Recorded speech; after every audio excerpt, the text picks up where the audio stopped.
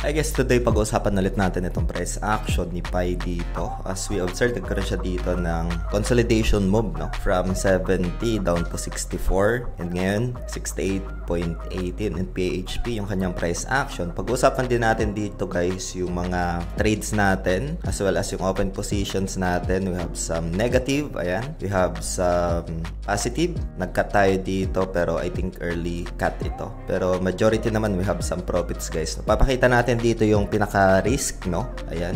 And then yung reward para mas magkaroon kayo dito ng informed decisions. Ano yung mga tinitingnan ko na criteria before I entering a trade dito guys, and other updates as well for Pi. So let's check as well yung mga momentum na pwedeng i-contest, no, based from my preference and as well as itong price action ni Pi dito guys, no? So pag-uusapan natin yan dito sa video natin today. Pero bago tayo dito magsimula, kung hindi nyo pa na-like itong video na ito, please like this video first.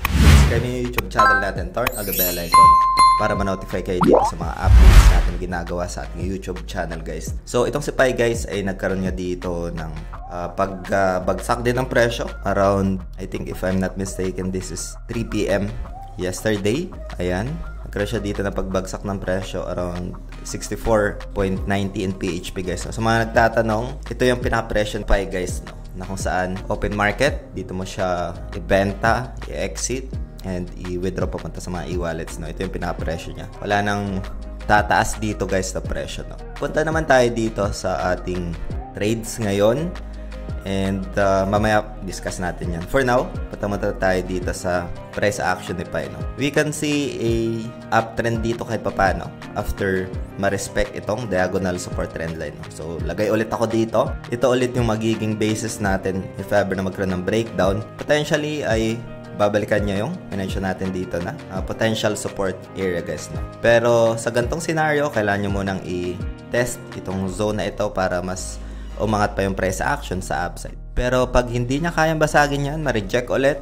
As mentioned, diagonal support trend line yung magiging basis ng ating support dito guys, no? Kailangan niyang i-hold yan kasi kung hindi, potentially babagsak siya. If ever man na ma-respect niya, pwede siyang mag-bounce within this area and then babalik lang ulit siya dito. Subjective ulit if ever na magkaroon dito ng retest tapos ma-reject, there's a high probability na pwede ulit siyang bumalik sa diagonal support trend line natin. So ngayon, as of recording this video, ayan, I think it seems like na-reject na itong area na ito. Pero we'll see guys, no? Kasi itong volume ng Pi, we can see weakening sa volume guys. Wala na masyadong volume, oh.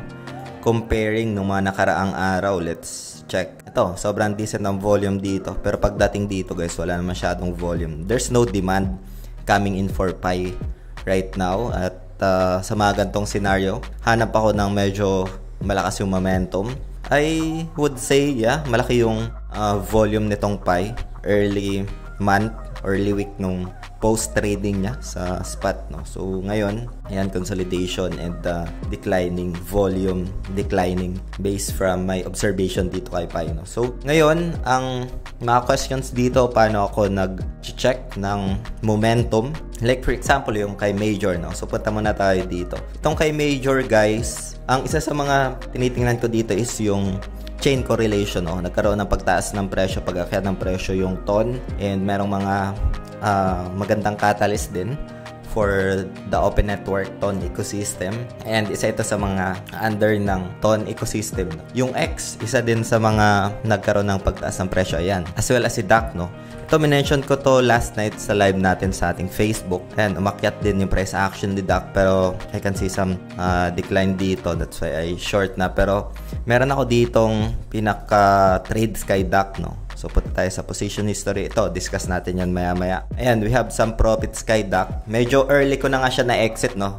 Profit is profit naman. Nakapag-entry ako 0.003 tapos na-exit ko siya 0.0037. Pero if na-exit ko siguro dito, pero no one can tell, no, na pupuntahan ko yung price action na yun. Masyado nang mataas din on my end. So I exited na within this area. Almost 100% yung nirally, no, if every month na capture natin siya within this area.